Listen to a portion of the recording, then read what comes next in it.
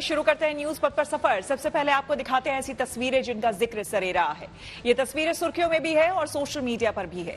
इनसे आपका बाखबर होना बेहद जरूरी है क्योंकि चौराहे पर इन्हीं की चर्चा है। चर्चा यूपी के शाहजहांपुर में खुदाई के दौरान भगवान श्री कृष्ण की प्राचीन मूर्ति के मिलने की भी है। राहुल गांधी का ये वीडियो सोशल मीडिया पर वायरल हो रहा है, जिसमें वो गाड़ी के ऊपर बैठकर चॉकलेट खाते नजर आ रहे हैं। उनके साथ कांग्रेस के कई कार्यकर्ता और नेता भी हैं। राहुल उन्हें भी चॉकलेट देते दिखाई दे रहे हैं। वीडियो यूपी के प्रतापगढ़ का बताया जा रहा है, जहां राहुल गांधी भारत जोड़ो न्याय यात्रा करते हुए पहुंचे थे।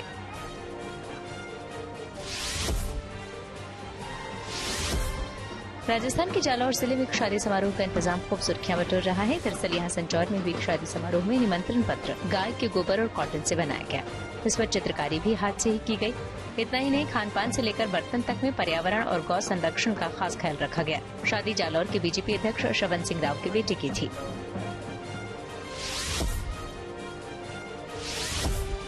यूपी के शाहजहांपुर में मिली भगवान कृष्ण की एक मूर्ति चर्चा में है और चर्चा में है पूजा ठाकुर, जिनके कहने पर जमीन की खुदाई करके मूर्ति निकाली गई।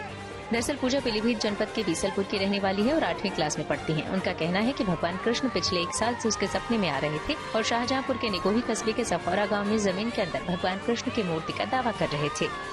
पहले उसने इसे सिर्फ एक सपना मानकर अनदेखा किया और घर वालों ने भी इसे गंभीरता से नहीं लिया, लेकिन जब लगातार ऐसा होने लगा तो उसकी बताई हुई जगह पर मिट्टी की खुदाई की गई। लोग ये देखकर हैरान हुए कि वहाँ उन्हें भगवान कृष्ण की प्राचीन मूर्ति मिली। अब उसे देखने के लिए लोगों की भीड़ उमड़ रही है। वहाँ पूजा पाठ और भंडारा भी शुरू हो गया है।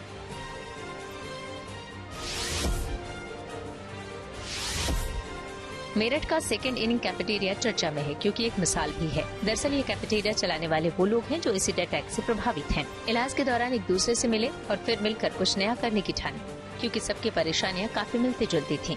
कारवां बन गया।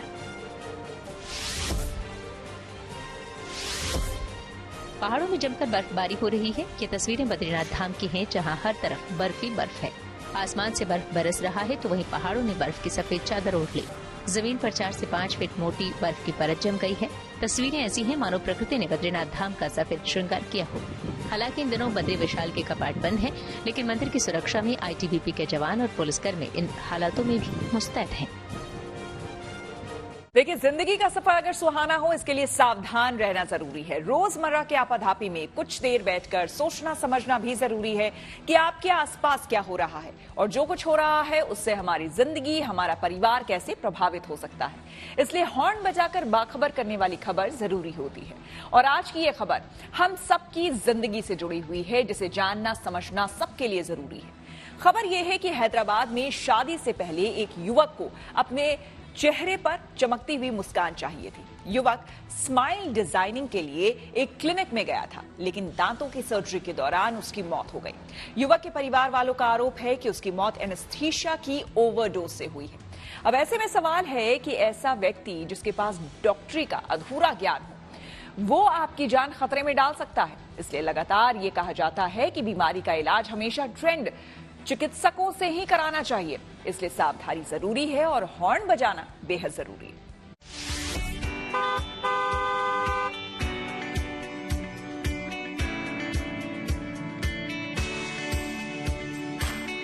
इंसान का चेहरा उसके दिल का आईना होता है और जो दिल में है वो चेहरे पर नुमाए हुए बगैर नहीं रह पाता।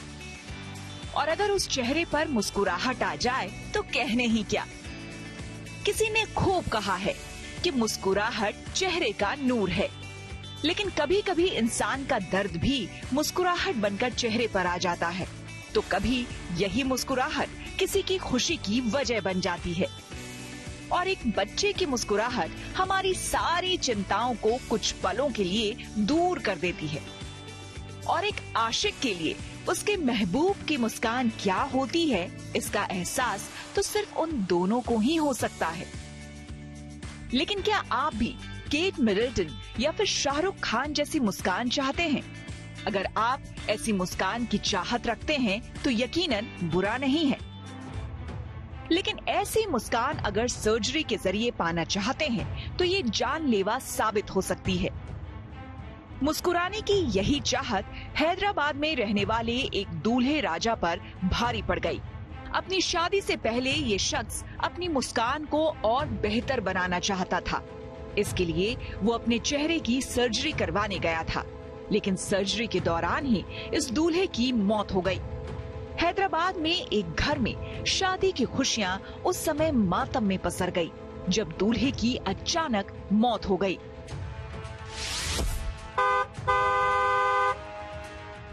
हुआ यूं कि इस शख्स ने अपनी शादी से पहले मुस्कान बढ़ाने के लिए स्माइल डिजाइनिंग सर्जरी करवाना चाहा और उसने शादी से पहले ही सर्जरी करवाई, लेकिन सर्जरी के दौरान ही इस दूल्हे की मौत हो गई।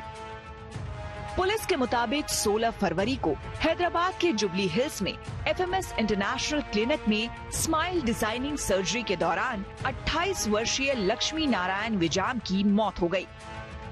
तो शादी से पहले ये जनरली बहुत कॉमन है कि पेशेंट्स या कपल्स डेंटल क्लिनिक्स को अप्रोच करते हैं for smile upliftment, smile designing, teeth whitening, और ये बहुत कॉमन प्रोसीजर्स है। जनरली डेंटल प्रोसीजर्स जैसे कि स्माइल डिजाइनिंग या teeth whitening non invasive procedures है और इनमें चांसेस ऑफ डेथ और एनी अदर मेजर कॉम्प्लिकेशन बहुत कम होते हैं। ये बहुत ही रेयर सुना गया है या देखा गया है कि पेशेंट की मृत्यु हो जाए। लक्ष्मी नारायण विजाम के पिता का आरोप है कि उसकी मौत एनेस्थीसिया के ओवरडोज से हुई। उन्होंने बताया कि सर्जरी के दौरान उनके बेटे के बेहोश होने के बाद हॉस्पिटल स्टाफ ने उन्हें फोन किया और क्लिनिक में आने के लिए कहा। वो अस्पताल पहुंचे और अपने बेटे को नजदीकी अस्पताल भी ले गए, लेकिन डॉक्टरों ने लक्ष्मी नारायण को मृत घोषित कर दिया। पीड़ित परिवार का ये भी कहना है कि उनके बेटे ने घर के लोगों को इस सर्जरी के बारे में नहीं बताया था और उसे किसी तरह की कोई बीमारी भी नहीं थी। लक्ष्मी नारायण के पिता ने सर्जरी करने वाले क्लिनिक पर आरोप लगाया है कि डॉक्टरों की लापरवाही से उनके बेटे की जान चली गई। परिवार वालों की शिकायत पर पुलिस ने FMS इंटरनेशनल डेंटल क्लिनिक पर IPC की धारा 304A यानी लापरवाही से मौत के तहत मामला दर्ज कर लिया है।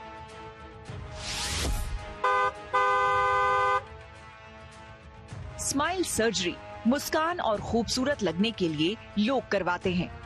इसके अलावा दांतों की सफाई के लिए भी इसी सर्जरी को किया जाता है।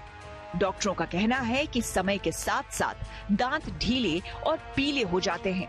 ऐसे में इस सर्जरी के जरिए दांतों को चमकदार बनाया जाता है।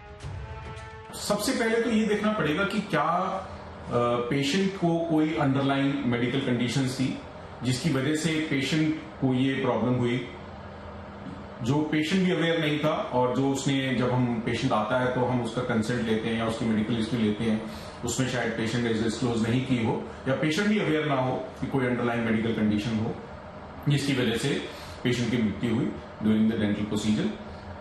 दूसरा एक बहुत ही कॉमन एस्पेक्ट है डेंटल एंजाइटी। जब पेशेंट डेंटल क्लिनिक्स में आते हैं तो उनको एक डेंटल फोबिया होता है और कुछ पेशेंट्स बहुत ज्यादा घबराते हैं जिसको हम डेंटल एंजाइटी बोलते हैं। ऐसे में सवाल है कि डॉक्टरों की लापरवाही पर कानून क्या कहता है। भारतीय दंड संहिता की 106(1) कहती है,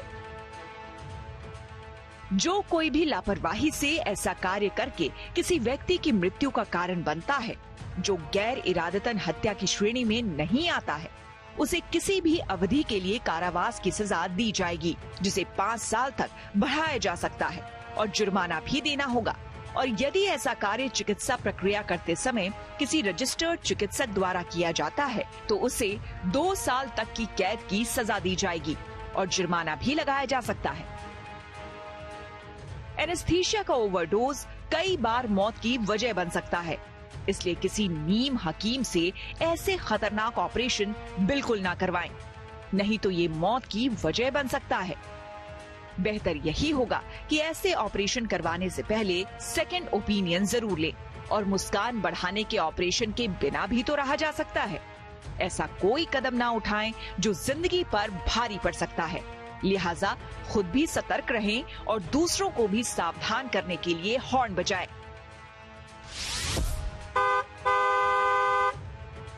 bureau report, good news today. अगर इस तरह का कोई हादसा होता है और सर्जरी या फिर चिकित्सा के दौरान किसी की मौत हो जाती है तो उस पर कानून के जानकारों की क्या राय है, आइए सुनते हैं। अगर इन्वेस्टिगेशन के दौरान ये सारी चीजें निकल के आती हैं और निकलने के बाद ये साबित होता है कि सिर्फ एनेस्थीसिया के ओवरडोज ही नहीं, ओवरडोज देने वाला जो व्यक्ति था इनकैपेबल था, तो ये कल्पेबल होमिसाइड का भी केस हो सकता है, जिसमें भी अप टू 10 ईयर्स तक की भी सजा हो सकती है। वो देखने वाले समय में तय होगा। परंतु एक प्रश्न यह बड़ा खड़ा होता है कि क्या जो डेंटिस्ट थे या डेंटिस्ट का जो वहां पर ऑफिस था या डेंटिस्ट का जो क्लिनिक था, उस डेंटिस्ट के क्लिनिक में वो व्यक्ति जिसने एनेस्थीसिया दिया, क्या वो प्रॉपर ट्रेंड था? अगर वो ट्रेंड नहीं था तो किसके इंस्ट्रक्शंस पर दिया? और ये फेक तरीके से स्माइल ठीक करने का काम जो रिप्रेजेंट करते हैं, हम जो है स्माइल इनहेंस करेंगे, ये भी एक तरह से अगर कुछ होता है तो ये भी चीटिंग का भी केस उस पर रजिस्टर हो सकता है और गलत तरीके से पैसा भी लिया। तो ये सब बातें जब इन्वेस्टिगेशन होगा, इन्वेस्टिगेशन के दौरान जो है प्रकाश में आएगा। और एक सबसे बड़ी बात यह है, किसी को एनेस्थीसिया देने के पहले या कोई और प्रोसीजर करने से पहले प्रॉपर कंसेंट फॉर्म भरवाया जाता है, कंसेंट फॉर्म लिया जाता है एज पर मेडिकल प्रोसीजर। तो क्या वो सब अवेलेबल था? अगर नहीं था तो ये बड़ा विषय है और सिर्फ 304 ये मेडिकल नेग्लिजेंस का या नेग्लिजेंस का मामला नहीं है, बल्कि उसके बियॉन्ड जो है मामला है, जिसमें कि डेथ कॉज्ड बाय नेग्लिजेंस है। सुर्खियों में चल रहे संदेश खाली मामले को लेकर कलकत्ता हाईकोर्ट ने ममता सरकार को लगाई है फटकारा। ये सीधे आपको लिए चलते हैं न्यूज एक्सप्रेसवे पर, जहां देश से जुड़ी कुछ और जरूरी खबरें कर रही हैं आपका इंतजार। आगामी लोकसभा चुनाव के लिए समाजवादी पार्टी ने उम्मीदवारों की अपनी तीसरी लिस्ट जारी कर दी। इस लिस्ट में 5 उम्मीदवारों के नाम घोषित किए गए हैं। समाजवादी पार्टी ने कैराना से इकरा हसन, बदायूं से शिवपाल सिंह यादव, बरेली सीट से प्रवीण सिंह ऐरन, हमीरपुर से अजेंद्र सिंह राजपूत और वाराणसी से सुरेंद्र सिंह पटेल को टिकट दिया है। अब तक समाजवादी पार्टी 32 सीटों पर अपने उम्मीदवारों के नाम का ऐलान कर चुकी है। पार्टी ने इससे पहले 16 और फिर 11 उम्मीदवारों की लिस्ट जारी की थी।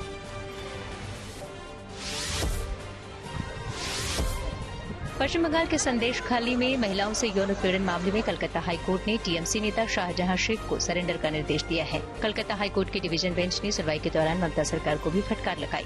कोर्ट ने कड़ी टिप्पणी करते हुए कहा कि यह चौंकाने वाली बात है कि समस्या की जड़ में मौजूद एक आदमी अभी तक पकड़ा नहीं जा सका है। अगर उसके खिलाफ हजारों झूठे आरोप हैं, लेकिन इनमें अगर एक भी आरोप सही है तो आपको उसकी जांच करनी चाहिए। उधर कोर्ट के दखल के बाद बंगाल में विपक्ष के नेता शुभेंदु अधिकारी ने पीड़ित परिवारों से मुलाकात की।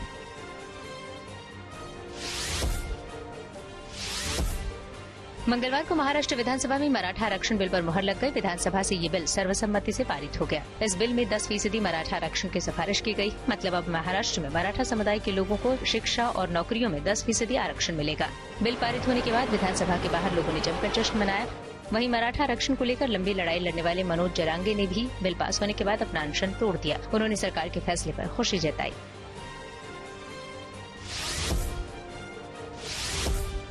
इंडिया गठबंधन को एक और झटका लगा। सूत्रों के हवाले से खबर है कि यूपी में समाजवादी पार्टी के साथ कांग्रेस का सीटों को लेकर तालमेल नहीं बैठ पाया। माना जा रहा है कि अब समाजवादी पार्टी अकेले अपने दम पर चुनाव लड़ेगी। दरअसल कांग्रेस अपने प्रदेश अध्यक्ष अजय राय के लिए बलिया की सीट चाहती थी। इसके अलावा कांग्रेस मुरादाबाद और बिजनौर सीट पर भी दावा कर रही थी, लेकिन समाजवादी पार्टी ने तीनों सीटें कांग्रेस को देने से इनकार कर दिया।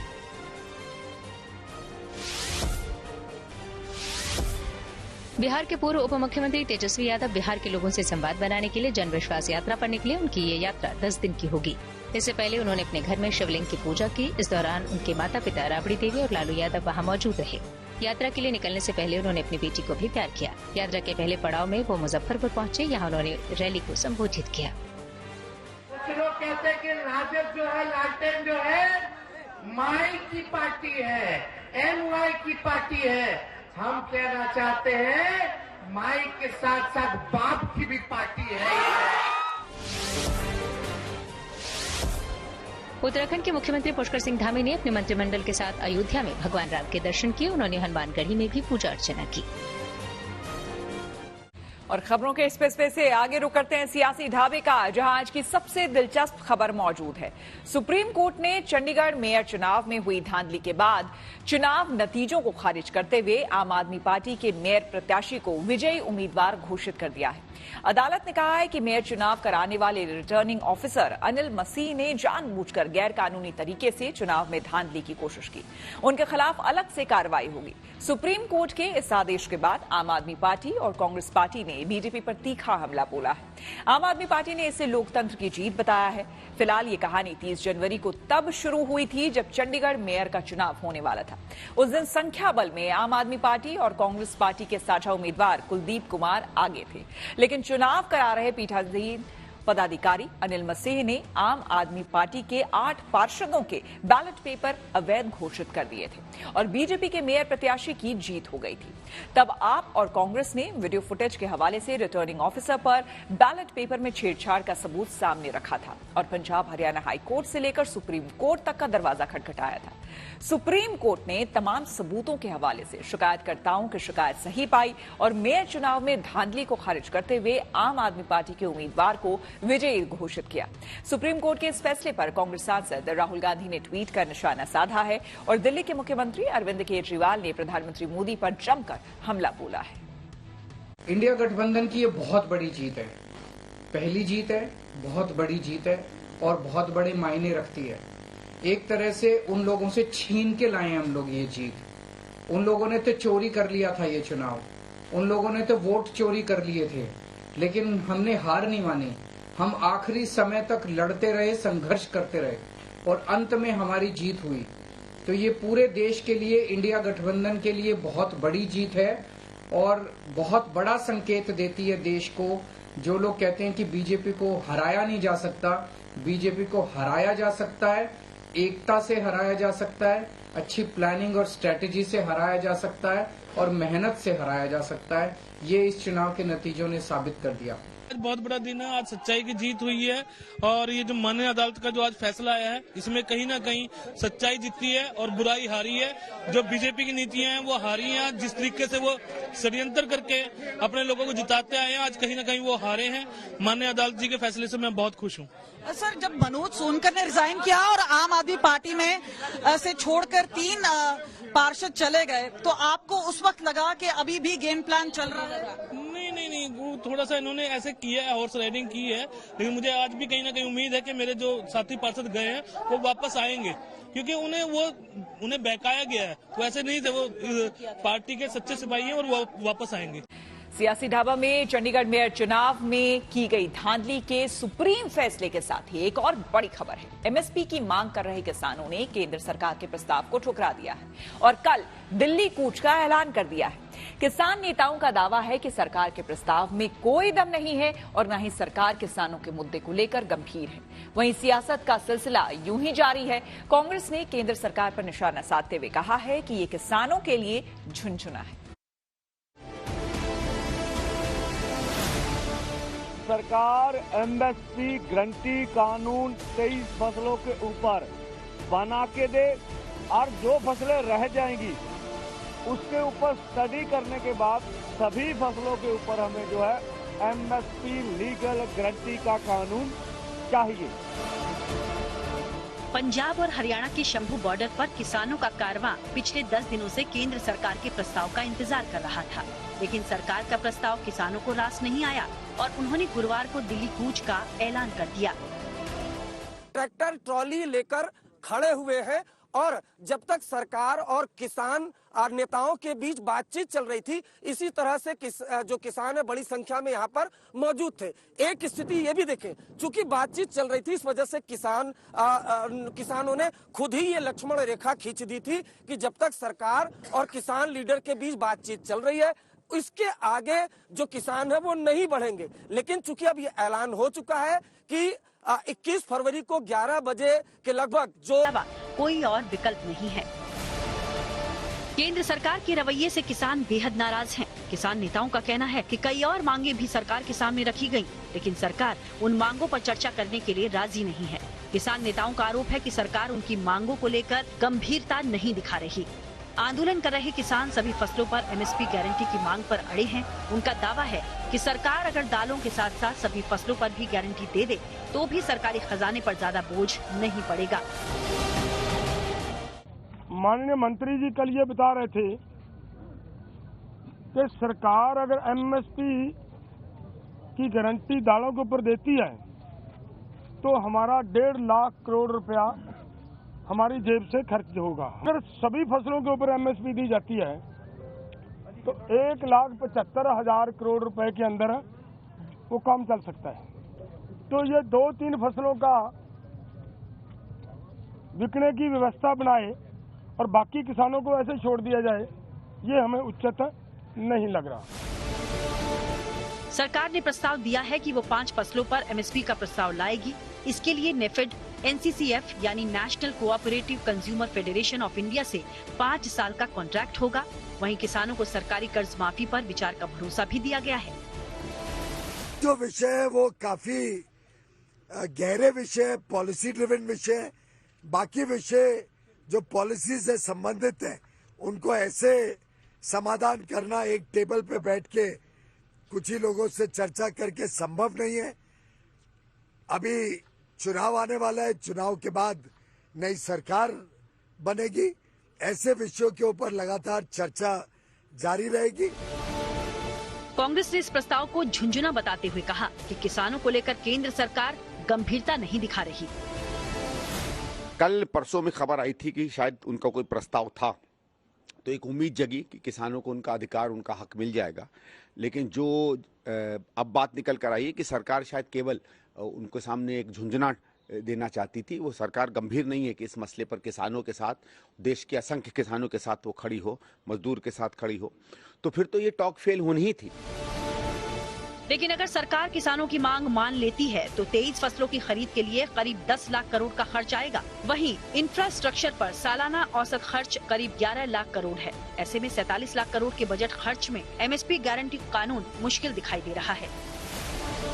एमएसपी को कांस्टेंट बनाना भी बहुत बड़ा गलत है। हमने इसको कांस्टेंट बना लिया। पहले पंजाब एक ऐसा स्टेट था, इसने व्हीट प्रोड्यूसिंग किया, पूरे देश को खिलाया है। आज वही डेफिशिएंसी बन गई। आज ऐसा कोई स्टेट ही नहीं है जहाँ व्हीट की डिमांड है। इवन हिमाचल जैसे भी खरीद प्रोक्योरमेंट होती है। तो अब पंजाब का व्हीट को कहाँ छिपाएं? तो इस तरह से ये जो इंसेंटिव वाली बात है, कभी आज इंसेंटिव किस चीज की डिमांड है उसी को इंसेंटिव देना चाहिए। कांस्टेंट इंसेंटिव नहीं चल सकता, वो इसलिए व्यवहारिक नहीं। पंजाब हरियाणा हाईकोर्ट ने एक याचिका पर सुनवाई करते हुए पंजाब की भगवंत मान सरकार को कड़ी फटकार लगाई है। कोर्ट ने कहा है कि शंभू बॉर्डर पर आंदोलन कर रहे किसान सैकड़ों ट्रैक्टर ट्रॉली का उपयोग हाईवे पर नहीं कर सकते, जबकि हरियाणा सरकार ने प्रदर्शन के दौरान होने वाले हंगामे की आशंका को देखते हुए पंजाब के सीमावर्ती इलाकों में इंटरनेट पर भी पाबंदी बढ़ा दी है।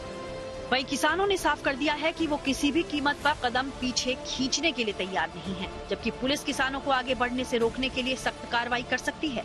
ऐसे में कल फिर से बॉर्डर के इलाकों में बवाल होने की संभावना है। अंबाला के शंभू बॉर्डर से अरविंद ओझा और चंडीगढ़ से ललित शर्मा के साथ bureau report, good news today. और न्यूज पर आगे है धन बाजार, जहां शेयर बाजार से लेकर कारोबार तक की सभी अहम खबरें होती हैं, जिसका सीधा रिश्ता आपकी आमदनी आपकी जेब से होता है। तो तेज रफ्तार खबरों के बीच ये जरूरी खबरें छूट न जाए, इसलिए सीधे आपको लिए चलते हैं धन बाजार। हफ्ते के दूसरे कारोबारी दिन मंगलवार को शेयर बाजार में तेजी देखी गई। सेंसेक्स 349 अंक चढ़कर 73,057 पर बंद हुआ। कारोबार के दौरान निफ्टी ने 22,215 का ऑल टाइम हाई बनाया। हालांकि कारोबार अंत में निफ्टी 75 अंक चढ़कर 22,197 पर बंद हुआ। इस दौरान सेंसेक्स के करीब 18 शेयरों में तेजी रही।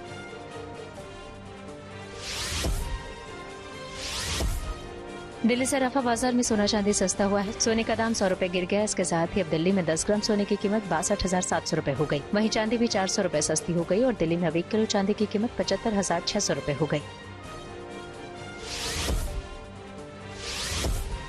JSW ग्रुप और फॉक्सवैगन जल्द ही भारत में इलेक्ट्रिक व्हीकल यानी EV की मैन्युफैक्चरिंग शुरू करने वाले हैं। इसके लिए दोनों कंपनियों के बीच बातचीत चल रही है। मीडिया रिपोर्ट्स के मुताबिक जल्द ही कंपनियां इसका ऐलान भी कर सकती हैं। JSW ग्रुप ने हाल ही में ओडिशा सरकार के साथ पार्टनरशिप की है, जिसमें 40,000 करोड़ की लागत से कटक और पारादीप में EV और बैटरी मैन्युफैक्चरिंग प्रोजेक्ट शुरू कर रही है।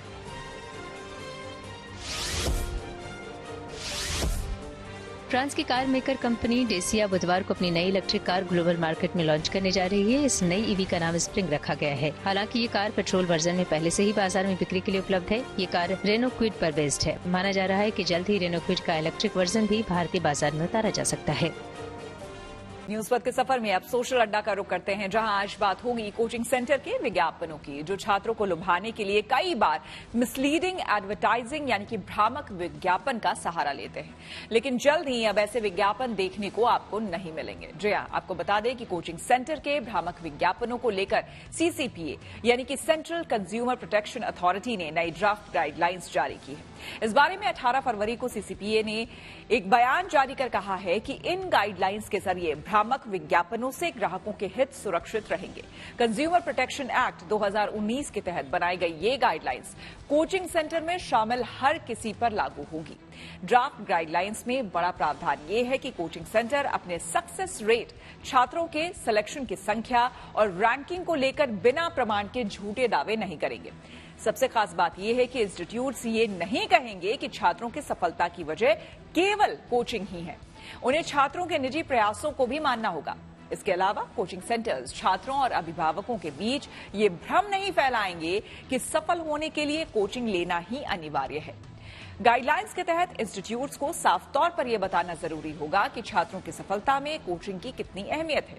ये दिशा निर्देश कोचिंग इंस्टीट्यूट्स, लॉ फर्म्स, सरकारी और कंज्यूमर ऑर्गेनाइजेशंस जैसे कि सभी स्टेक होल्डर्स के साथ सलाह मशवरा कर तैयार किए गए हैं। सीसीपीए ने इन गाइडलाइंस को अमल में लाने से पहले 16 मार्च तक सभी स्टेक होल्डर से सुझाव और आपत्तियां मांगी है। कोचिंग सेंटर के विज्ञापनों पर लगाम लगाने के लिए बनाई गई नई गाइडलाइंस को लेकर जेएनटी संवाददाता अनामिका गौड़ ने दिल्ली में कुछ लोगों से बात की और उनकी राय जानी। कोई कोचिंग सेंटर जो है किसी बच्चे को बरगलाता है, मिसलीडिंग एड देता है, तो उनके खिलाफ अब एक्शन होगा। आपको क्या लगता है इस डिसीजन के?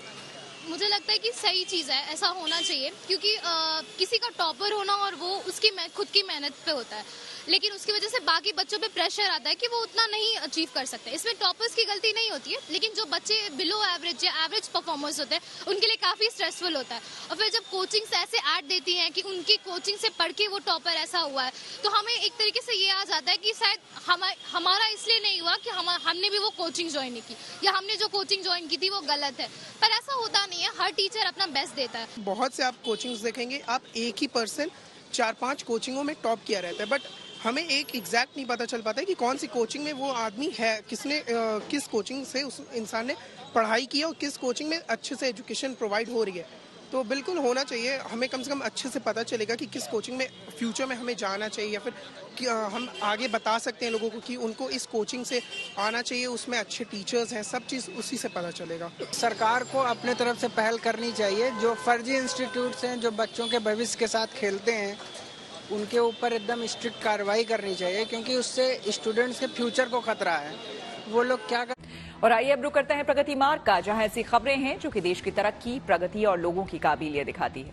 महानगरों में ट्रैफिक की समस्या बढ़ी है, खास करके मायानगरी मुंबई में अगर एक इलाके से दूसरे इलाके तक पहुंचना हो तो काफी वक्त लग जाता है। ऐसे में लोगों का समय और पैसा बचाने के लिए कुछ इलाकों में रो बोट सेवा शुरू की गई है। मंगलवार को मुंबई के वसई इलाके से भायंदर तक के लिए भी इस सेवा की शुरुआत की गई है। कहा जा रहा है कि इससे वसई से भायंदर तक जाने में महज 15 मिनट लगेंगे।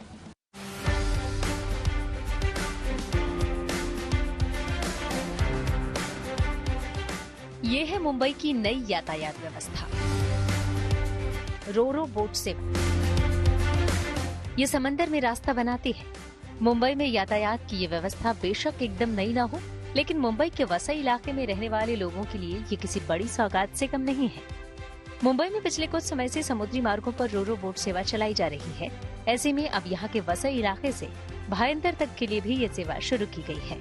कहा जा रहा है कि इससे ये दूरी महज 15 मिनट में तय की जा सकेगी, जबकि अगर वसई से भायंदर सड़क से जाना हो तो इसमें कम से कम 50 मिनट लग जाते हैं। जाहिर है वसई इलाके में ये नई शुरुआत लोगों को राहत दे रही है। देखो, वसई गांव से कोई भी आदमी यहाँ पे 5 मिनट में आ सकता है वसई जेटी तक, और फिर यहाँ से उन्होंने जो दिया है 8 मिनट का रास्ता दिया है, तो टोटल 13 मिनट हो गए। तो आज के दिन में जो आदमी बाइक से भाईंदर जाता था उसको 45 मिनट लगते हैं। अगर वेटिंग छोड़ दो तो उसको यहाँ से रनिंग टाइम है आज के दिन में 13 मिनट मैक्सिमम। तो मेरे ख्याल से आम जनता के लिए बहुत फायदेशीर है। बहुत अच्छी बात है। ये तो कब से हमारा विचार था कि ऐसे ही मतलब समुद्र से रास्ता हो, तो लेकिन आज पूरा हुआ है। आज पूरा हुआ है। इस इलाके में रोरो सेवा शुरू होने से वसई से भाईंदर की दूरी 34 किलोमीटर तक कम हो गई है। खास बात यह है कि इन जहाजों में एक बार में 100 लोग और 33 वाहन जा सकते हैं। शुरुआत में रोरो सेवा के तहत सुबह और शाम को 2 जहाज चलेंगे। वहीं इसके लिए किराया भी किफायती रखा गया है। सुबह 6:45 को पहली बोट चलेगी और शाम को 6:45 को आखिरी बोट चलाई जाएगी। वहीं आप अपनी बाइक के साथ यात्रा कर रहे हैं इस रोरो सेवा के अंतर्गत तो आपको 60 रुपए चुकाने पड़ेंगे। 3 व्हीलर्स के साथ अगर यात्रा कर रहे हैं तो 100 रुपए देने पड़ेंगे और अगर आप अपनी गाड़ी के साथ यात्रा कर रहे हैं तो एक साइड का किराया 180 रुपए आपको देना पड़ेगा। इस सेवा के शुरू होने के बाद लोकल जो लोग हैं जो भाईंदर की ओर लगभग हर रोज यात्रा करते हैं उनके लिए काफी ज्यादा आसानी हो जाएगी। कैमरामैन साहिल चौहान के साथ पारस दामा, good news today. Jammu Kashmir के विकास को नए पंख लगे हैं। सेहत और शिक्षा के क्षेत्र में कई सहूलियत देने के साथ ही आज प्रधानमंत्री मोदी ने यहां ट्रेन सर्विस भी शुरू की है और इस ट्रेन सेवा के चालू होने से न सिर्फ घाटी में टूरिज्म को बढ़ावा मिलेगा बल्कि स्थानीय लोगों को भी बड़ी राहत मिलेगी।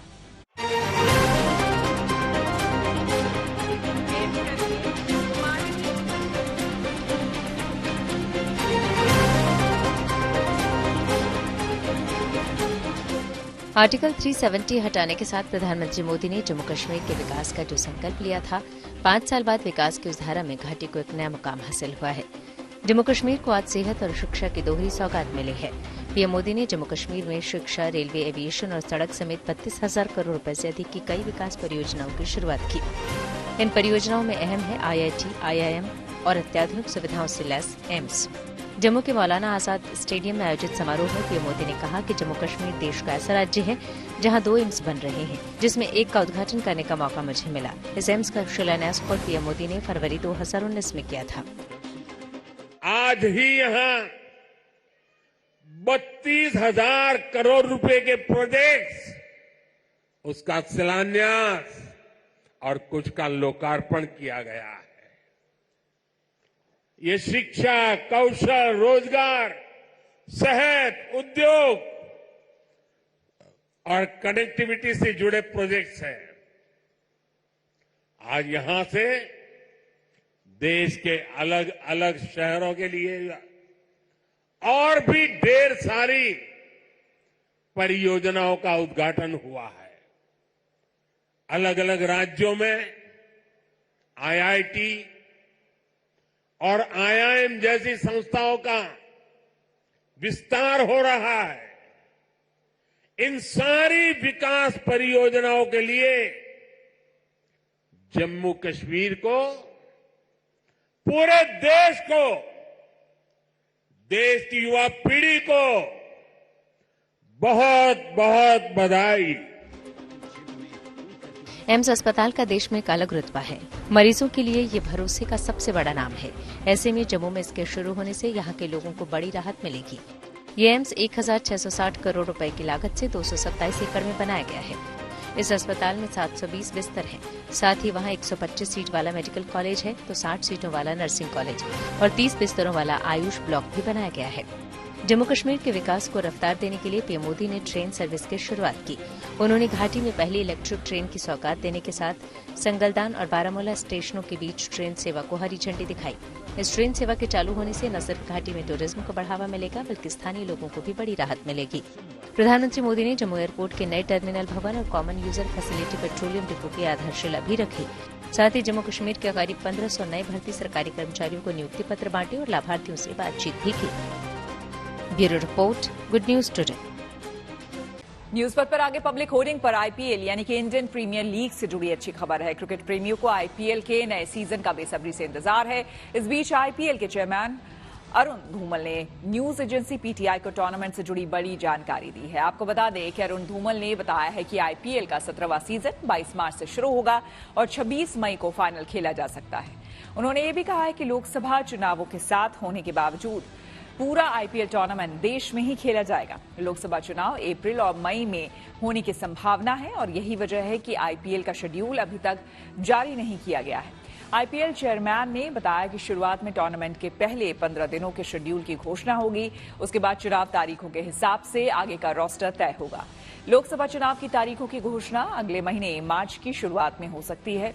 आईपीएल के इतिहास में केवल साल 2009 में पहली बार ऐसा हुआ था जब पूरा टूर्नामेंट साउथ अफ्रीका की विदेशी जमीन पर खेला गया था, जबकि साल 2014 में देश में लोकसभा चुनाव होने की वजह से आईपीएल के कुछ मुकाबले यूएई में शिफ्ट करने पड़े थे। हालांकि 2019 में लोकसभा चुनाव के बावजूद आईपीएल का पूरा सीजन भारत में ही खेला गया था।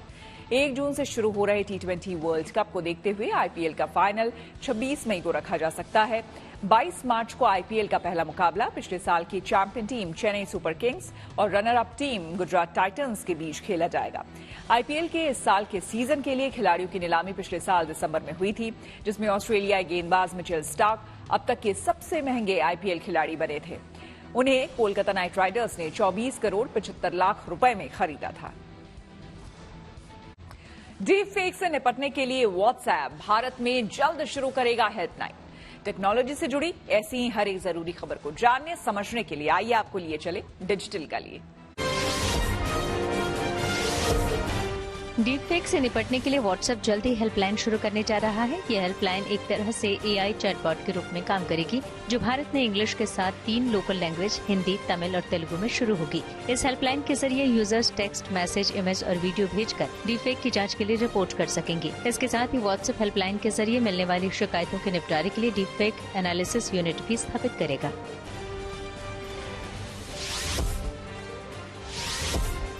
इलेक्ट्रॉनिक कंपनी शाओमी अपना नया स्मार्टफोन Xiaomi 14 भारत में 7 मार्च को लॉन्च करने जा रही है। कंपनी का दावा है कि नए हैंडसेट में 50 मेगापिक्सल का ट्रिपल रियर कैमरा सेटअप मिलेगा। हालांकि इससे पहले कंपनी नए हैंडसेट को ग्लोबल मार्केट में 25 फरवरी को लॉन्च करेगी, लेकिन अभी तक कंपनी की ओर से नए स्मार्टफोन की कीमत का खुलासा नहीं किया गया है।